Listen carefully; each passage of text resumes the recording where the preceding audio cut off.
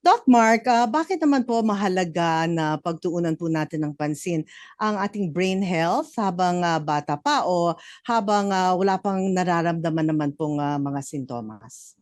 Mm. Dr. Mark?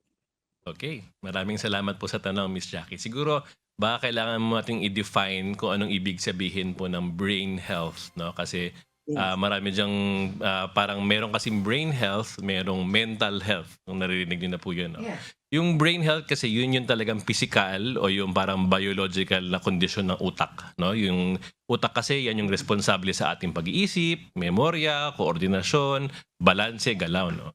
Yung mental health naman, yun yung estado natin, yung emosyon, yung paano tayo nakikipag sa mga kausap natin sa mga ano mga yung kaibigan natin, mga ating kapamilya, kapwa-tao, no? So yung ating pakikitungo sa kanila, no? So pag sinabing optimal brain health, yun kasi ang goal natin, yung kailangan yung ating utak talagang yung full potential niya talagang ma-achieve natin para magawa natin yung mga bagay na dapat gawin sa pang-araw-araw. So ang tanong natin, bakit as early as siguro pagkabata o childhood kailangan pangalagaan, no? Kasi pag tayo ay bata, ito yung oras o yung panahon na nagde-develop talaga yung ating utak, no? Kailan siya nagkakaroon ng mga connection, yung ating mga nerve cells, no? So kailangan dun pa lang talagang tinututukan na natin siya para talagang siya ay talagang magkaroon ng mga yung connection, no?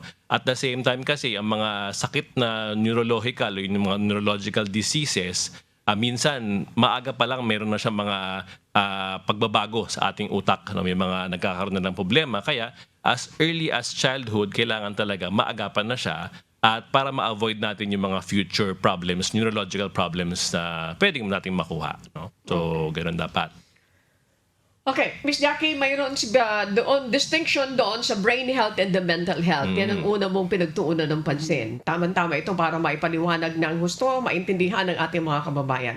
Now, importante pala sa childhood pa lang, naaalagaan na natin ito. Ayan, mga nanay na nanonood. Now, Doc Mark, ano po ba yung unang signs na maaaring nagsasabi na, nako, napapagod na naapektuhan na yung ating utak?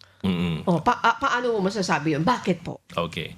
So, siguro marami na po sa atin nakakarinig nung tinatawag na brain fog, no? So ito yung isang kondisyon na parang nawawala tayo sa focus, parang hindi tayo nakaka-concentrate, no? Tapos kasama na rin yung mga talagang medyo nagkakaroon tayo ng mga memory lapses, nagkakaroon tayo ng mga kalimot, no? Pakinggan natin na Kanina tinanong niyo kung anong petsa, di ba?